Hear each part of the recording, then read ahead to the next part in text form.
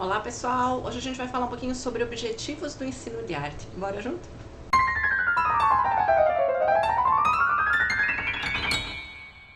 Então nesse vídeo da sequência a gente vai falar um pouquinho sobre os objetivos do ensino de arte, ou melhor, né, por que tem que ter aula de arte na escola. Mais especificamente o que a gente vai fazer aqui, né, é a discussão de um texto da Ana May Barbosa, né, uma autora já bastante conhecida aqui na nossa área, né, uma figura bem consagrada, né. A gente vai ler um texto desse livro chamado Arte e Educação, Conflitos e Acertos.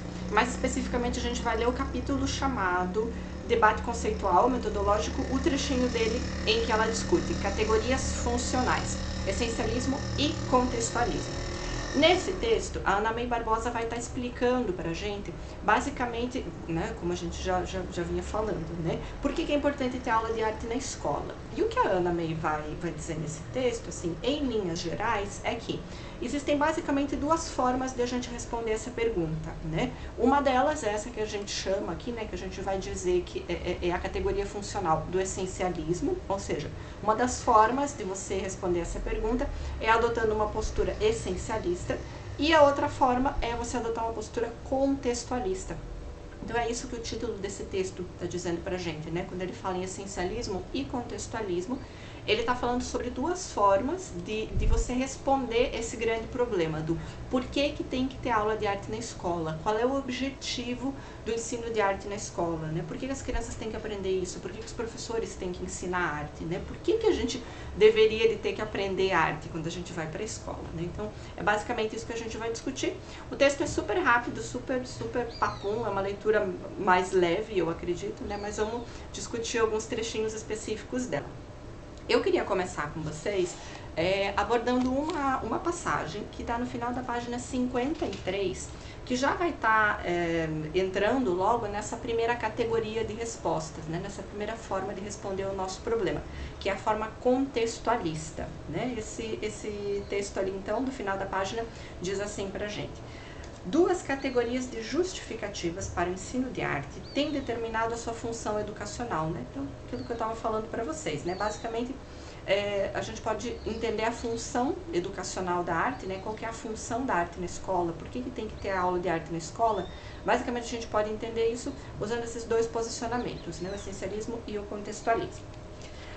Uma delas, a mais difundida, designada por Elliot Eisner como abordagem contextualista, enfatiza as consequências instrumentais da arte na educação, baseando a dinâmica interativa entre objetivos, métodos e conteúdos nas necessidades da criança.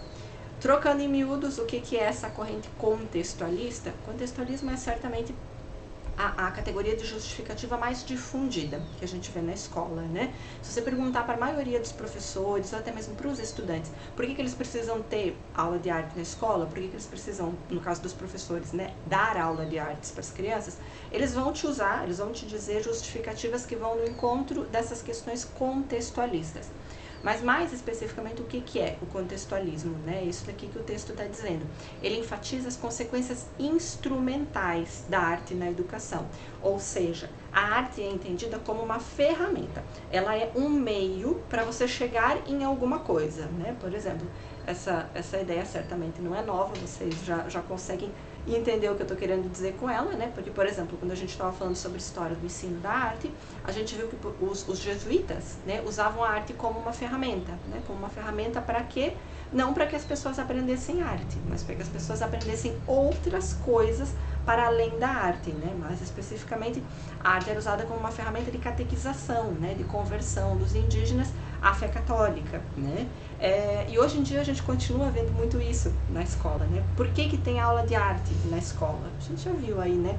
Mais recente, quando a gente falou sobre as pedagogias no ensino de arte, né? Por exemplo, a nossa escola hoje ela é uma escola muito tecnicista, né? Por que tem aula de arte no tecnicismo, né? Qual é o objetivo da aula de arte no tecnicismo? Justamente preparar a mão de obra, né? Fazer com que as pessoas aprendam a usar técnicas, né? A usar as mãos, por exemplo, desenvolver habilidades manuais ou mesmo habilidades, digamos assim, mais comportamentais, como por exemplo, capricho, asseio, né? Limpeza, organização, que são coisas, por exemplo, que a gente aprende estudando um instrumento, né? né? Não tem como você estudar um instrumento sem você ser organizado. Ou, por exemplo, limpeza, capricho, né? Não tem como você, por exemplo, fazer uma aula de arte sem que um professor em algum momento tenha te falado: ai, teu desenho ficou muito borrado, muito pouco limpo, né? Talvez a professora de arte de vocês na escola também fosse que nem a minha, né? Não deixava a gente entregar desenho sujo, né? Folha amassada, essas coisas. Então tem muito essa ideia ainda na escola hoje em dia, né, desse uso instrumental da arte, né, como se a aula de arte fosse importante na escola porque ela serve para a pessoa aprender outras coisas que não são conhecimentos artísticos propriamente, né. E a gente ainda pode dizer, né, que essa aula de arte aí, nessa vertente mais contextualista, ela se baseia, como o texto está dizendo, nas necessidades da criança, ou seja, naquilo que a criança deve de aprender, ou seja, naquilo que ela tem necessidade de aprender, né? Por exemplo, uma criança, e não é raro a gente ouvir esse tipo de discurso, né? Eu vou colocar um filho meu para estudar violino, porque ele é muito disperso, ele não se concentra, então ele tem muita necessidade, né, de desenvolver mais essa concentração, essa capacidade de atenção dele. Então eu vou colocar ele no violino, por quê? Porque a criança tem uma necessidade especial e a arte vai ser uma ferramenta para que ele desenvolva essa necessidade, né? Ou seja, essa ideia da arte servir como um mero instrumento, né? Então, a arte tem que estar na escola porque ela é isso, porque ela é um instrumento, uma ferramenta para a gente atender às necessidades da criança, né? Essa, assim, grosso modo, é a visão do contextualismo, né? Mas o texto continua ali no parágrafo seguinte, dizendo um pouquinho mais para a gente sobre essa questão contextualista, né? Desse modo, um programa de arte e educação, segundo os contextualistas, só pode ser estabelecido depois de determinadas as características das crianças sobre as quais este irá funcionar e as necessidades da sociedade em que elas vivem, né? Ou seja, você só pode começar um programa de ensino, você só pode definir o que você vai trabalhar com os seus alunos a partir do momento em que você conhece os seus alunos, né? Por quê? Lembra? A aula de arte é uma ferramenta para atender às necessidades da criança. Então, como é que eu vou atender às necessidades da criança se eu não sei quais são elas, né? Então, por isso, o professor contextualista ele precisa começar entendendo essas necessidades da criança, né? Então, você aí que se identifica com essa perspectiva, né? Eu acho que a aula de arte tem mesmo esse papel, né? Ela é um instrumento para fazer as crianças ficarem mais inteligentes, melhorarem a sua concentração, ou a aula de teatro serve mesmo para as pessoas se desinibirem. Se você, né, é adepto desse posicionamento, então você não pode começar uma aula de arte sem entender quais são as necessidades do teu aluno, né? É só conhecendo essas necessidades que você vai conseguir traçar exatamente o teu programa de ensino, você vai conseguir definir exatamente o que você vai fazer com aquele aluno, né? O que você vai fazer nas suas aulas, que conteúdos você vai trabalhar, como você vai trabalhar esses conteúdos, né? Enfim, grosso modo, então, esse é o nosso primeiro posicionamento explicativo aqui, digamos, né? A primeira forma de justificativa que a gente tem. Mas o texto continua, na sequência, explicando um pouquinho pra gente, né? Esmiuçando um pouquinho mais que caras que esse contextualismo pode ter, né? Ele vai falar aqui nos parágrafos da sequência, né? Vou começar aqui no terceiro parágrafo dessa página. Ele vai falar um pouquinho mais para a gente sobre duas formas de contextualismo, um contextualismo mais psicológico e um contextualismo mais social, né? O texto diz assim: entretanto, alguns professores contextualistas procuram enfatizar as necessidades psicológicas da criança na articulação de seus programas, e outros as necessidades sociais, né? Então, o que seriam aqui necessidades psicológicas que muitas vezes o professor contextualista vai tentar atender? São, por exemplo, essas dificuldades de concentração. Meu filho tem uma necessidade, ou meu aluno tem uma necessidade maior de se concentrar, ou de conseguir se comunicar, de se expressar, de, sei lá, precisa se desenvolver do ponto de vista cognitivo, ele tem muita dificuldade, por exemplo, para resolver problemas matemáticos, então, sei lá, estudando música ele vai melhorar, etc., né? São justificativas psicológicas, né? E uma parte aqui, tá, gente? Aula de música, eu vou ficar dando muito esses exemplos aqui ao longo do nosso vídeo de hoje, né? Mas a aula de música não tem esse poder, tá bom? Já tem muito estudo botando por terra abaixo, né? Botando por água abaixo, né? Essa tese que a aula de música ela tem o poder de deixar as pessoas mais inteligentes, né? Isso daqui de fato não é uma teoria que tenha comprovação, né? A aula de música tem tanto poder para isso quanto a aula de várias outras coisas, né? Então, a princípio não há nada muito especial no que a gente faz, né? Ou o que a gente faz não se justifica na escola só por conta disso, né? Mas, enfim, bora lá, voltando no texto, né? Existem então duas formas de contextualismo. Uma mais psicológica, que tá, né, como eu vinha descrevendo para vocês, mais relacionada com essas necessidades de cunho psicológico da criança, né? Psicológico, cognitivo, que dizem a ver com a mente da criança, com a organização do pensamento dela, ou mesmo com a expressão de sentimentos, de emoções e etc. Né?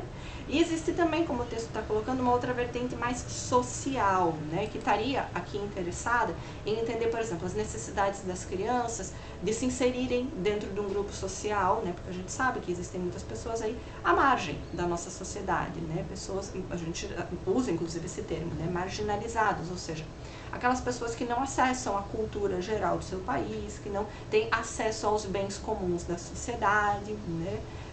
Enfim, existem pessoas nessa situação. Então, muitas vezes o programa de ensino de arte, ele pode vir a resgatar, por exemplo, a cidadania de pessoas, né? A gente vê, inclusive, muito esse discurso, né? Aula de arte para tirar as crianças da comunidade, ou aula de instrumento para que as crianças não fiquem aí na rua usando drogas, porque isso é um problema social muito grande, né? Então, essa grande ilusão de que a aula de música é, né, assim, tem 1000 poderes mágicos para resolver problemas sociais, né? Então, essas duas vertentes, né? Essa vertente mais social do contextualismo, ela vai enfocar essas necessidades de caráter mais, como o nome diz, né, social do estudante, tá? Mas bora que o texto continua descrevendo um pouquinho melhor isso pra gente, né? Os primeiros, em geral, né, aqueles contextualistas que têm um foco mais nos aspectos psicológicos, né?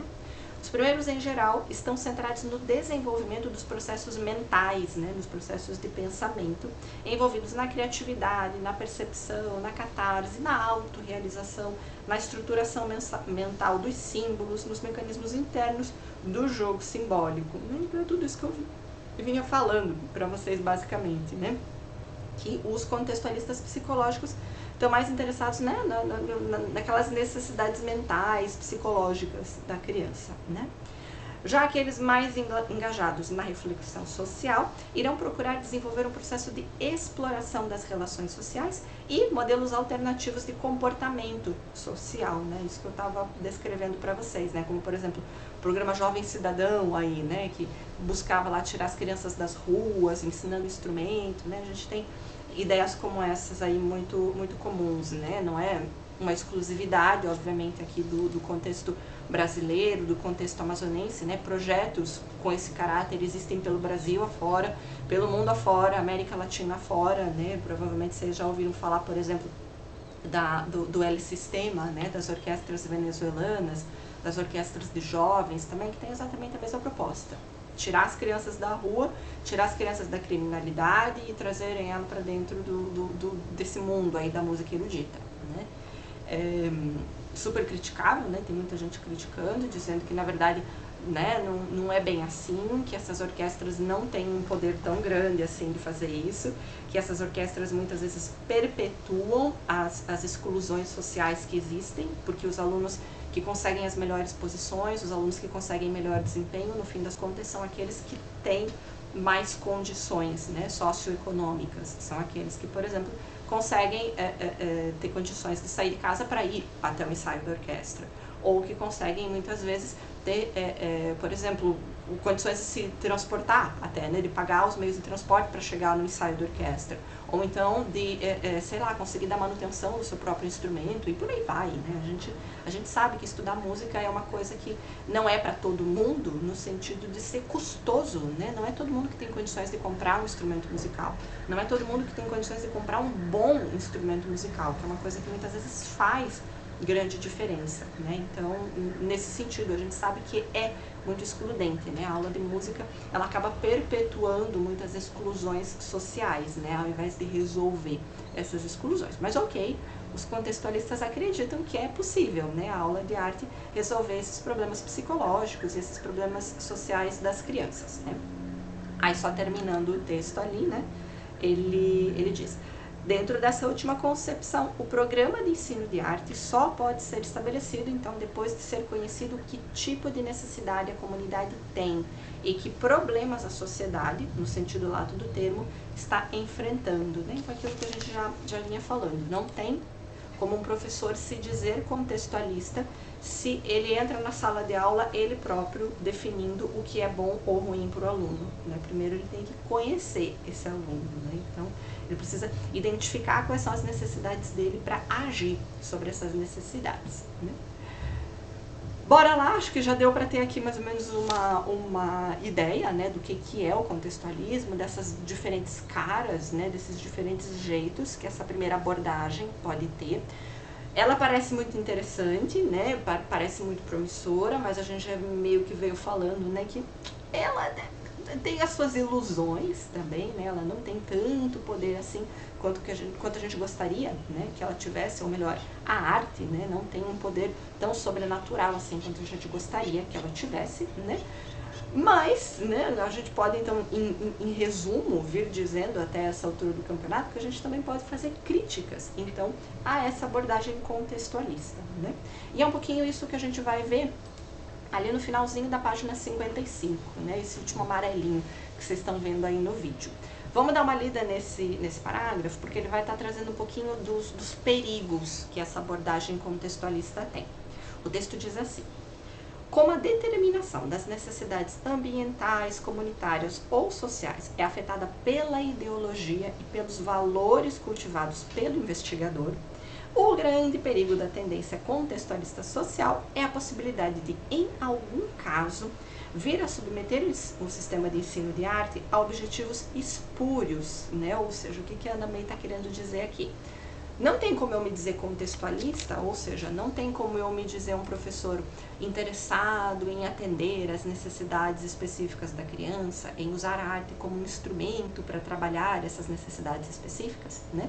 Não tem como eu fazer esse tipo de coisa sem eu investigar o que são essas necessidades da criança, ou essas necessidades do aluno, de modo geral, né? Mas eu, quando vou fazer esse trabalho de investigação, eu não deixo de ser quem eu sou. Eu, inevitavelmente, vou estar fazendo essa investigação através das minhas lentes, né? Use você óculos ou não, né? Você tem as suas lentes, você vê o mundo de um determinado modo que foi construído pelas referências culturais, familiares, históricas, etc, etc, que você acumulou ao longo da tua vida, né? Tanto é que às vezes a gente, né, conversa com outras gerações, com outras pessoas, né, e a gente às vezes não vê uma mesma realidade de um mesmo modo, né? Porque a gente faz sempre leituras da realidade que são mediadas pelo modo como a gente vê essa realidade, né? E o modo como eu vejo a realidade é sempre um modo, né, que pode não ser o mesmo modo como o meu estudante vê a sua própria realidade, né? E nesse sentido é sempre muito perigoso, né? É um risco que o professor sempre corre de impor para aquele aluno uma necessidade, ou de o professor achar que o aluno precisa muito resolver um problema que às vezes não é um problema para aquele próprio aluno, né? Quer ver, por exemplo, uma situação que dá muito conflito, né? Por exemplo, o professor de música ou o professor de arte achar que é um problema os alunos ouvirem funk, né? Para aqueles alunos que ouvem, aquilo obviamente não é um problema, né? Aquilo, inclusive, é uma forma deles exporem a sua identidade, né? Deles falarem sobre si, sobre o seu mundo, sobre aquelas referências que eles observam no seu dia a dia, né? É uma forma de construção de identidade, por exemplo, né? Ou seja, não é um problema para o estudante, mas é um problema aos olhos do professor. Então, qual que é o grande risco, né? Qual que é o grande perigo que você corre aí, né? É isso que o texto está falando. É a arte se submeter, é o ensino de arte se submeter, na verdade, a objetivos espúrios, ou seja, a objetivos que não são assim tão nobres, sabe? A objetivos que não vão muito ao encontro daquilo que o estudante realmente quer, daquilo que o estudante realmente precisa, né? E inclusive esses objetivos, como o texto diz, né, podem ser políticos, né? Muitas vezes eu posso subjugar o meu aluno, né, à minha visão de mundo, e é uma visão que não deixa de ser política, né, que não deixa de ser ideológica, que não deixa de ser muitas outras coisas, né? e que inclusive pode envolver, né, como o texto está dizendo, modelos de submissão que são facilmente escamoteados, como a história já nos provou, né, e apresentados com rótulos de progresso, né, que é, por exemplo, a Ana May aqui está fazendo né, ela está lembrando um pouquinho da nossa história do ensino da arte, talvez vocês lembrem aí, né, em que momento que mais se falou sobre progresso no Brasil, né, sobre progresso no ensino de arte. Tudo bem que na atualidade a gente busca muito esse progresso, né, mas essa ideia de progresso foi muito alardeada ali durante a ditadura militar, né. Por exemplo, a LDB de 71, né, traz mudanças aí para a educação, que não vão colocar o ensino de arte num lugar muito favorável, né? Ela é aquela LDB que institui a disciplina de educação artística, né? Que era aquela disciplina em que em 1 hora aula, ou seja, em 50 minutos, os alunos deveriam, e uma vez, na melhor das hipóteses, 2 vezes por semana, né? Os alunos deveriam estar aprendendo conteúdos de artes visuais, de música e de teatro, né? Ou seja, uma loucura. É óbvio que eles não iam aprender nada direito, né? Mas ok, era vendida toda essa proposta com uma ideia de progresso, né? Como se a educação estivesse avançando. E, a bem da verdade, a gente sabe o que era o grande objetivo por trás, né? Era oferecer uma educação de melhor qualidade? Claro que não, a ideia era justamente sucatear a escola. Por quê? Eu quero simplesmente formar mão de obra trabalhadora para a indústria que estava crescendo no Brasil ali na década de 60, na década de 70, né? E uma mão de obra boa, para além de ser uma mão de obra que saiba fazer coisas, né? Para além de ser uma mão de obra técnica, é uma mão de obra também que não reflita, que não questione aquelas questões sociais ou mesmo relacionadas a seu emprego, as suas relações com o patrão, as suas relações de trabalho, né? Então, quanto mais ignorante for essa mão de obra, melhor, né? Por isso a gente tem todo o sucateamento do ensino, não só de arte, mas, né, o ensino em geral, ali na década de 70, né? Por exemplo, a partir da LDB de 71 e outras reformas que se seguem, né? Até pelo menos a gente chegar na década de 70, em que a gente começa a fazer um movimento no sentido de mudar essas questões aí, mas, né, voltamos aqui nos anos 2000, né, damos aí um passo pelo menos de 30 anos, né, pelo menos de 20, 30 anos para trás aí, e voltamos a fazer, né, muitas melecas que já fazíamos lá na década de 70, né, como essa ideia do ensino profissionalizante, né, do ensino médio, que prepara as pessoas logo para o mercado de trabalho, porque a ideia é entrar para o mercado de trabalho como um produto, né, como uma mercadoria mesmo, que a gente expõe no mercado, que a gente coloca na prateleira, né, ou seja, essa desumanização do trabalhador, né, essa desumanização do estudante, né, essa coisificação, essa reificação dele, né, e acompanhada ao mesmo tempo de um objetivo muito claro, que é o de sucatear a escola e de dar uma formação cada vez mais precária para os alunos, né. Mas, como a Ana May está lembrando no texto, isso foi vendido durante muito isso foi vendido durante muito tempo como uma ideia de progresso, né? Era, nossa, como se a escola de repente estivesse ficando maravilhosa, né? Com as reformas que aconteceram ali na década de 70. Talvez aos olhos de quem estivesse fazendo essas reformas, certamente a escola estivesse ficando maravilhosa, né? Estava ficando maravilhosa para atender, por exemplo, aos interesses dos industriais aí, provavelmente, né? Mas não os interesses da classe trabalhadora, né? Mas bora lá. A gente falou um pouquinho de contextualismo até aqui, a gente não pode terminar esse texto sem falar da outra abordagem, né, da outra forma de responder a nossa grande dúvida aqui, né, que é por que tem que ter aula de arte na escola? Uma outra forma, então, da gente responder essa questão é indo para o que diz a abordagem essencialista, né, que vem de essência, que é o que está sendo discutido aqui, então, na página 56, lá no primeiro parágrafo dessa página, né? O texto diz assim: segundo os contextualistas, o contexto de quem vai receber a educação determina os objetivos da arte. Perdão, na verdade eu tô voltando aqui no que era o contextualismo, né? Mas agora sim, vamos entender o que é o essencialismo. Ao contrário, a abordagem essencialista da educação artística considera principalmente a função da arte para a natureza humana em geral. A arte tem importância na educação porque a arte é importante em si mesma, para o homem e a mulher. e não porque seja instrumento para fins de outra natureza, afirmam os essencialistas, né? Ou seja, para eles, por que tem que ter aula? Para os essencialistas, né? Por que tem que ter aula de arte na escola? Porque a arte é importante por si mesma, né? Não é porque a arte é importante para o aluno se desenvolver intelectualmente, para ele, sei lá, aprender a se portar melhor socialmente, para evitar que ele vá para o mundo. Não é aula de arte para alguma coisa. A aula de arte é importante por si mesma, né? Não porque ela é uma ferramenta para a gente chegar em outro lugar. Ela é importante porque é importante por si só. Porque é importante o aluno aprender arte. Não é importante ele aprender arte para ele fazer outra coisa mais importante do que a arte. Percebe? Que é a grande ideia embutida aí, por exemplo, no discurso que a aula de arte é importante porque quando o aluno aprende a arte, ele se resgata socialmente, ele sai do mundo das drogas. Não, isso é... Ou seja, né, existe uma coisa mais importante do que a arte em si, que é tirar o aluno do mundo das drogas, né? Ou seja, existe uma outra coisa, que é a finalidade última do ensino de arte, e que vale mais a pena do que o aluno aprender arte propriamente, né? Ou seja, aprender a tocar um instrumento, aprender a pintar, aprender a fazer teatro, nada disso é importante. O importante mesmo é só tirar do mundo das drogas, né? E os essencialistas vão absolutamente contra essa ideia. Eles vão dizer, a aula de arte é importante por quê? A pessoa tem que saber arte, né? A aula de matemática é importante por quê? Porque a gente precisa saber matemática, né? A gente vive aí num mundo em que se a gente não souber matemática, a gente não vai conseguir se relacionar com esse mundo, né?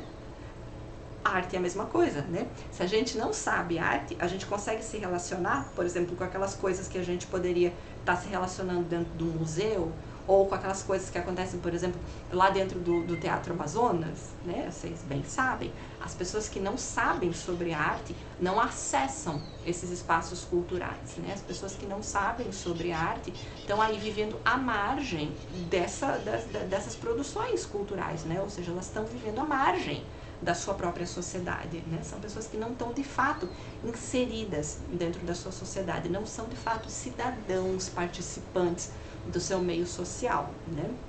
Ou seja, a aula de arte é importante por quê? Porque é importante por si mesma, porque as pessoas precisam aprender arte, e ponto final, né? Mas o texto continua ali, né, na citação, né, abre aspas. A arte contribui para a educação do homem e da mulher precisamente com aquilo que outros campos de estudo não podem contribuir. Essa ideia é uma ideia chave aqui dentro do essencialismo, né? O essencialismo, como o nome já está dizendo, ele vai na essência do ensino de arte, que é o quê? Eu vou dar aula de arte para as pessoas na escola, porque existe uma coisa que só a aula de arte pode ensinar para essas pessoas, e que essas pessoas não vão aprender na aula de matemática, não vão aprender na aula de educação física, na aula de história, não vão aprender em nenhuma outra aula. E essa coisa é o quê? O que a gente só aprende na aula de arte? Arte, não é? Você concorda comigo? Com certeza o professor de matemática não vai ensinar arte para alguém, né? O professor de matemática nunca vai ensinar alguém a tocar música, né? Se ele ensinar alguém a tocar um instrumento, por exemplo, ele deixou de ser um professor de matemática, né? Ele já está sendo professor de música. E assim a gente pode pensar com várias outras áreas, né? Tem uma coisa que só a aula de arte ensina e nenhuma outra aula vai ensinar, nenhuma outra disciplina na escola vai ensinar. E essa coisa é arte. Então, para os essencialistas, a gente tem que se focar naquilo que só a arte é capaz de fazer pelo homem e pela mulher, né? Ou seja, que só a aula de arte é capaz de fazer pelo nosso aluno, que é ensinar arte para ele, né? Para os essencialistas, a aula de arte não deve estar preocupada em fazer aquelas outras coisas que, por exemplo, a aula de matemática faz. Ah, meu filho tem dificuldade de concentração, ele não consegue parar quietinho para fazer nada na vida dele. Olha que maravilha, é uma coisa que o professor de matemática pode trabalhar, né? Por exemplo, quando o menino está ali, né, resolvendo um problema de matemática, ele também está exercitando a sua concentração. Não é só na aula de música que a gente faz isso, né? Ou, ai, meu filho é tímido, ele não consegue se expressar, não consegue falar. Até o professor de matemática consegue trabalhar com isso, né? Se ele for um professor sensível, ele pode, por exemplo, criar situações ali de resolução coletiva de problemas de matemática em que as crianças precisam se expressar, por exemplo, né, para trabalhar com timidez, com essas coisas que geralmente as pessoas acham que, por exemplo, só uma aula de teatro é capaz de trabalhar, né? Enfim, o que os essencialistas defendem é que a gente não tem que ficar se preocupando com essas coisas que outras aulas, que outras disciplinas, que outras áreas do conhecimento também podem trabalhar. Isso é um problema de todo mundo, isso não tem que ser um problema exclusivo da arte, né? A aula de arte tem que fazer o quê? Especialmente aquilo que só ela faz, né? Que é ensinar a arte para as pessoas, né? Então, bora lá, né? Basicamente essa a grande defesa dos essencialistas, né? Mas a gente também continua entendendo um pouquinho mais sobre essa outra concepção ali no terceiro parágrafo dessa página 56. Ele diz assim: Elliot Eisner lembra o posicionamento de Suzanne Langer frente à afirmação da essencialidade da arte, que são dois filósofos, né?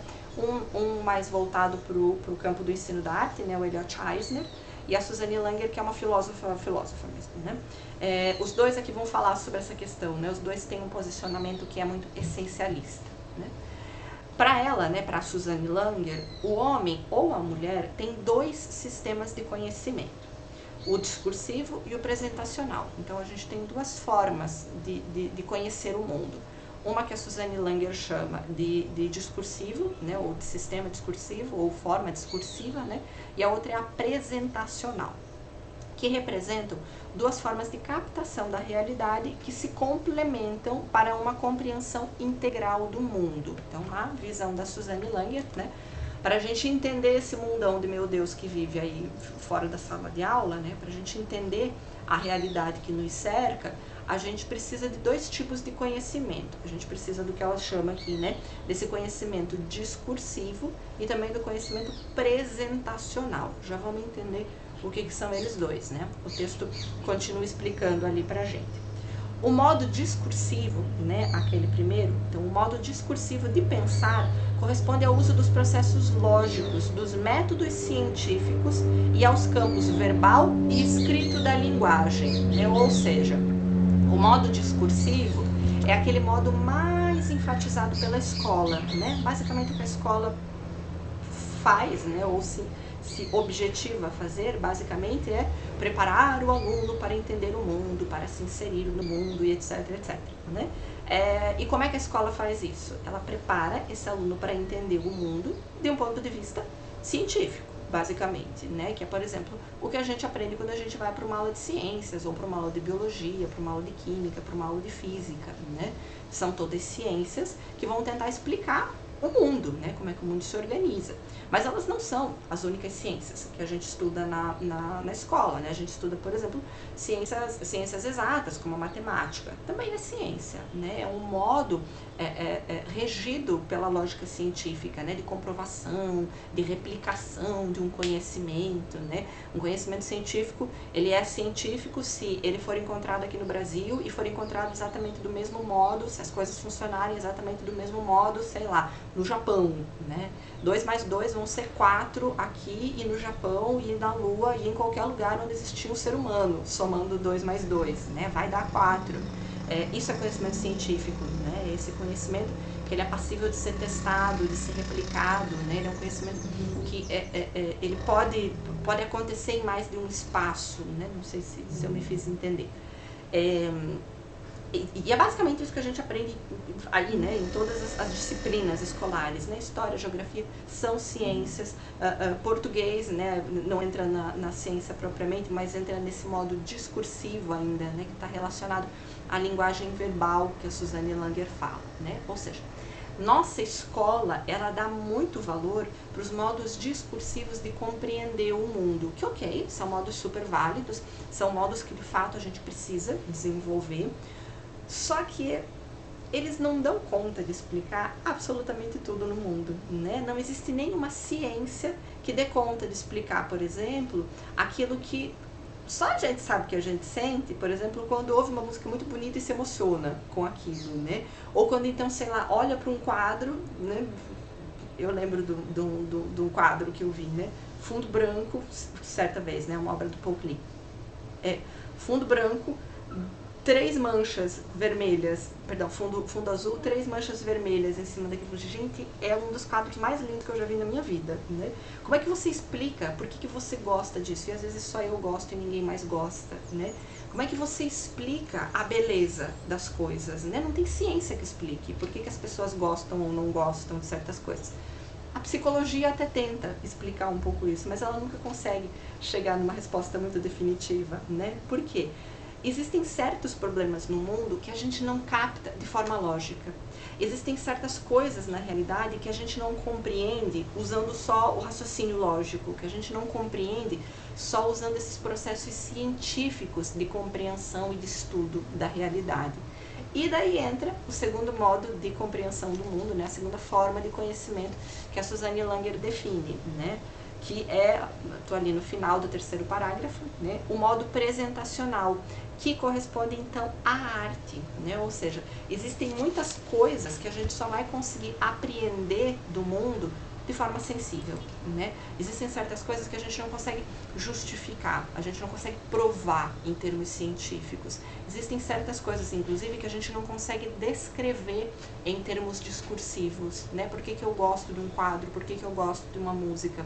A gente até às vezes tenta usar palavras para descrever isso, mas é como se as palavras não abarcassem tudo aquilo que a gente de fato sente, tudo aquilo que de fato a gente pensa, né? Porque essa forma de apreensão do mundo, que é apresentacional, ela escapa à linguagem, ela escapa à comprovação científica, ela escapa a essas outras formas de a gente compreender o mundo, né?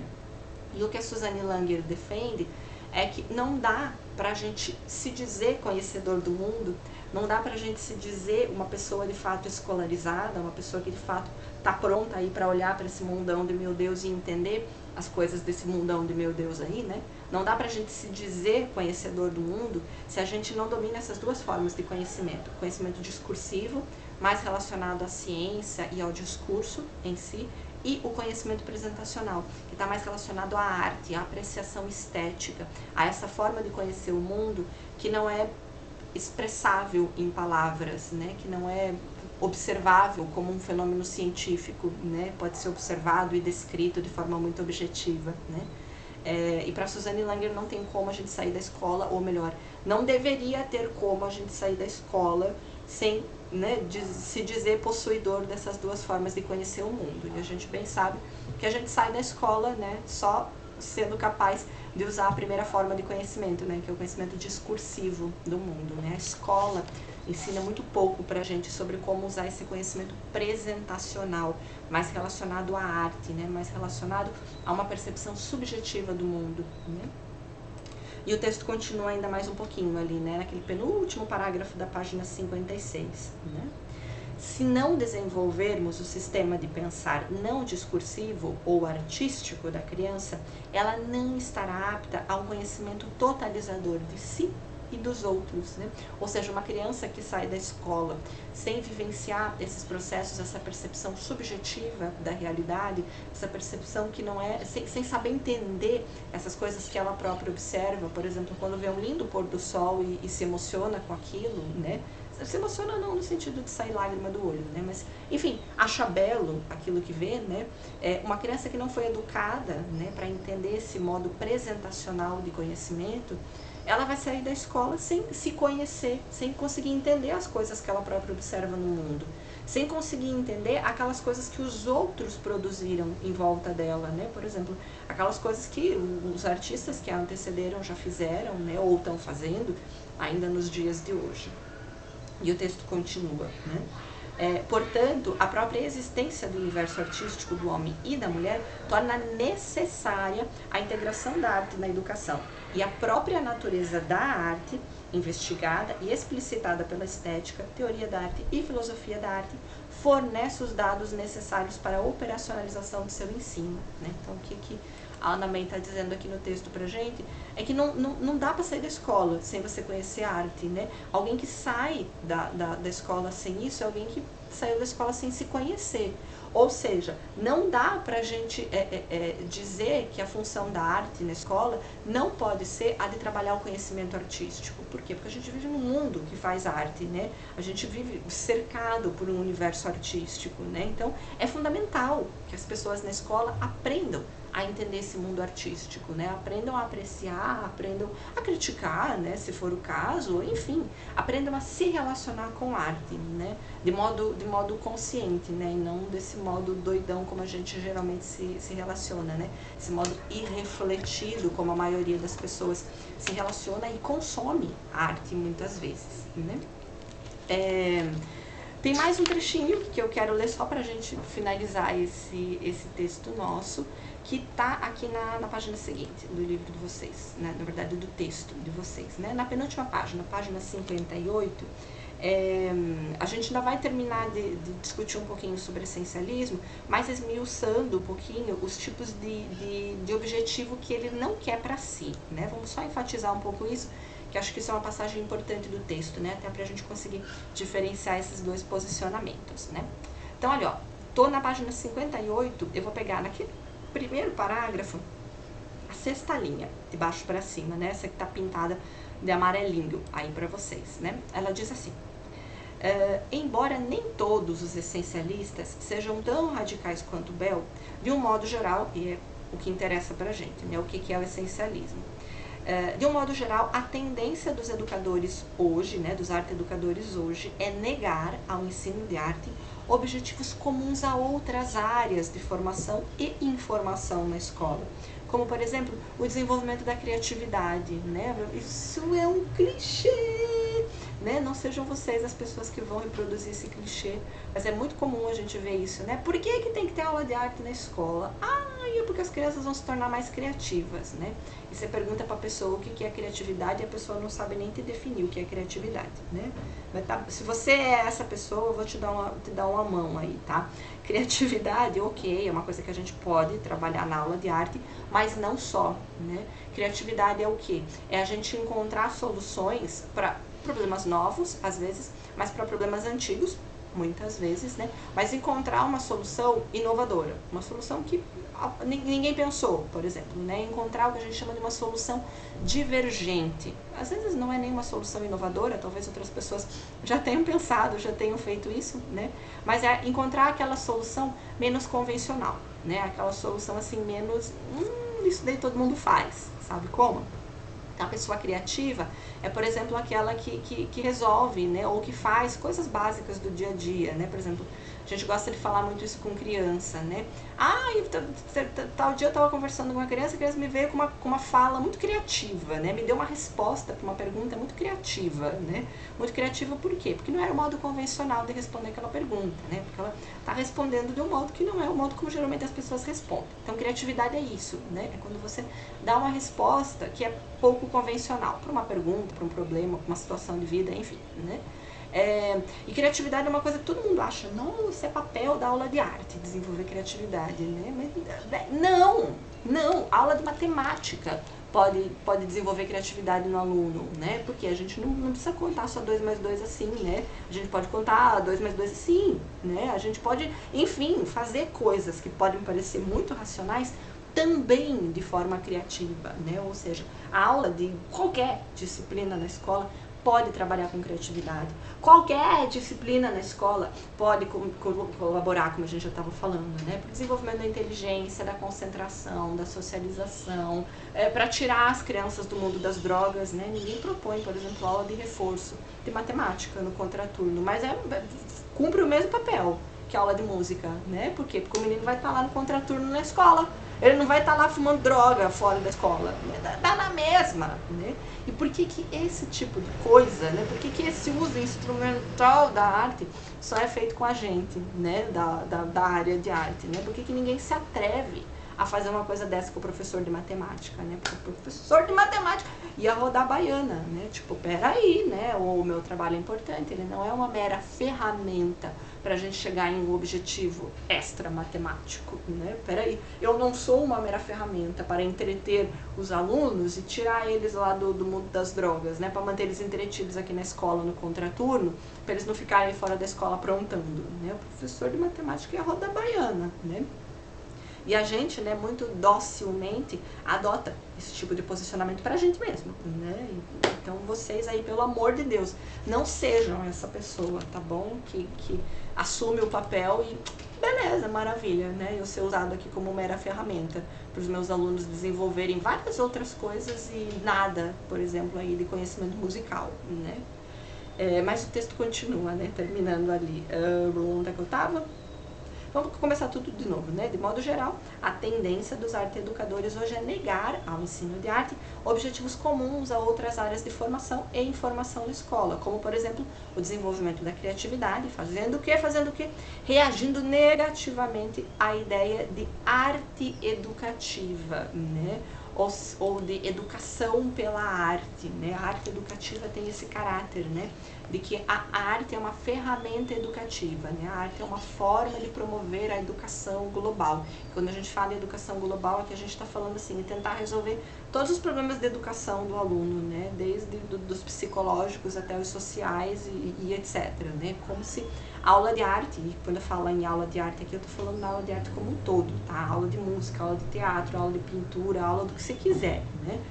É como se a aula de arte tivesse o grande poder mágico de salvar a humanidade, né? A gente bem sabe, já discutiu aqui hoje, que a aula de arte não tem nem esse poder, nem essa obrigação, né? Ou melhor, deve ter essa obrigação, mas deve ter exatamente na mesma medida, né? Ou seja, a gente tem que estar preocupado com as necessidades do aluno exatamente na mesma medida que todas as outras disciplinas da escola também deveriam estar preocupadas, né? Ou seja, não é só obrigação nossa tentar resolver os problemas de inclusão social e os problemas de falta de concentração e do que for, né? Não é só problema nosso, isso é um problema que todas as disciplinas na escola precisam abraçar, né? Então, não vão ser vocês aí, aqueles professores que vão fazer propaganda dos cursos que vocês fazem, dizendo assim, traga seu filho para ser mais inteligente, venha fazer aula de música, né? Porque você já é uma pessoa que sabe que isso daí só te coloca num papel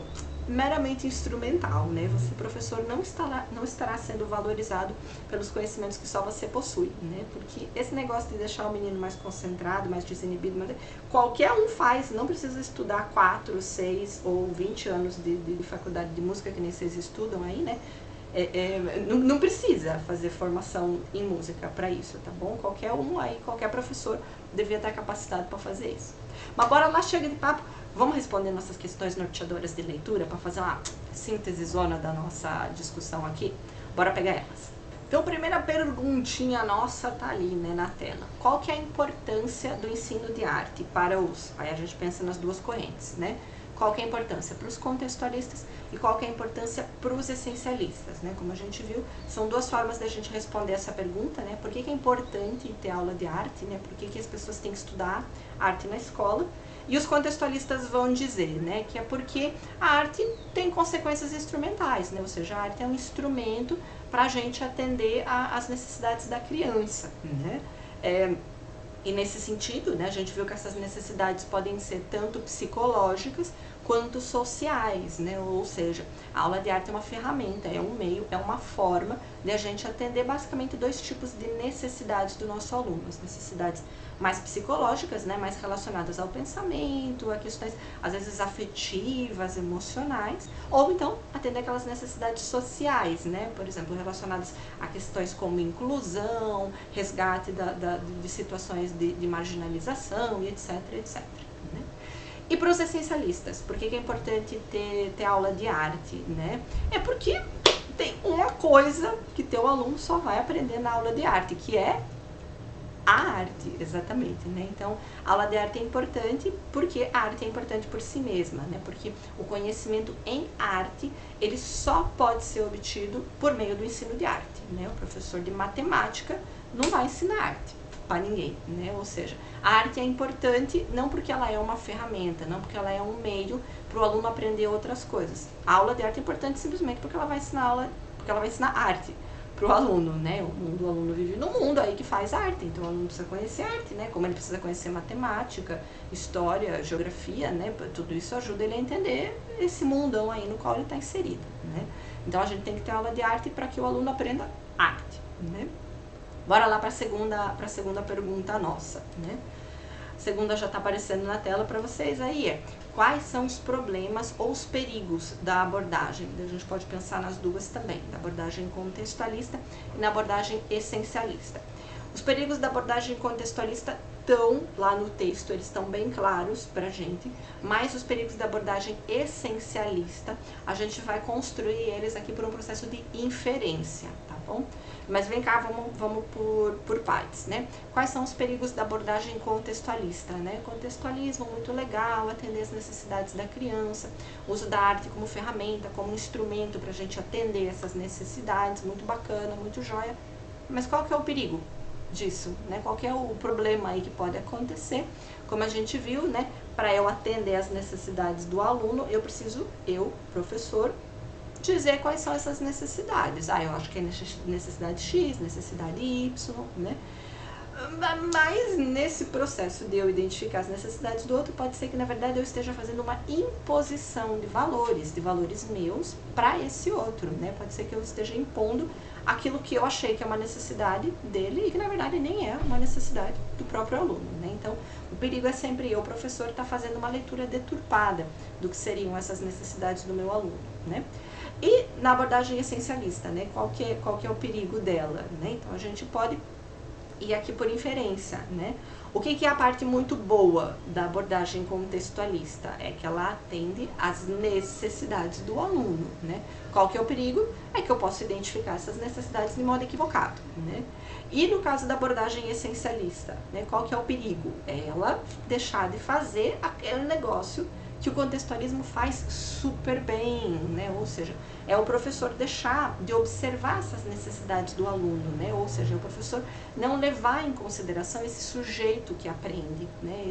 Essa criança, esse jovem, esse adulto que está ali com ele aprendendo, né? Ou seja, é o professor ignorar essas necessidades do aluno, né? No caso do professor essencialista, que está preocupado em dar aula de arte, porque, né? Mano, meu menino precisa aprender arte aqui, né? Ele tá na aula de arte para aprender arte, né? Óbvio. Né? O problema desse professor é justamente ele deixar de observar o estudante, de observar suas necessidades. Mas isso, né? Vamos combinar, também é um perigo que qualquer professor, inclusive qualquer professor que se diz super contextualista, eu dou aula de arte para melhorar outras coisas que não só o conhecimento. Até esse professor corre muito esse risco, né? De deixar de olhar realmente para o seu estudante, né? Acho que isso é uma coisa que a escola nova veio mostrar pra gente, né? Que a gente não pode mais ignorar a outra ponta ali do processo ensino-aprendizagem, né? O ensino ele não pode estar centrado somente no professor, não é o professor só quem deve determinar os conteúdos, né? Essa determinação deve ser feita de forma sensível, observando-se quais são as necessidades que o aluno tem, né? Não só aquilo que é mais conveniente para o professor fazer. Belezinha? Então, acho que é isso. O texto de hoje, né, super curtinho, uma referência super sucinta, mas ao mesmo tempo uma referência que está trazendo dois conceitos muito importantes que você não pode passar para adiante aqui na nossa disciplina sem você entender muito bem o que significam essas duas palavras, essencialismo e contextualismo, tá? Porque no texto da semana que vem a gente vai voltar a discutir esse assunto, tá bom? Então é isso por enquanto. Vejo vocês aí no AVA, né? Bora lá, vamos fazer essas respostas dessas questões norteadoras de leitura, tá bom? E a gente vai conversando aqui pelos fóruns. Tchau, tchau e bom trabalho aí. Até o próximo vídeo.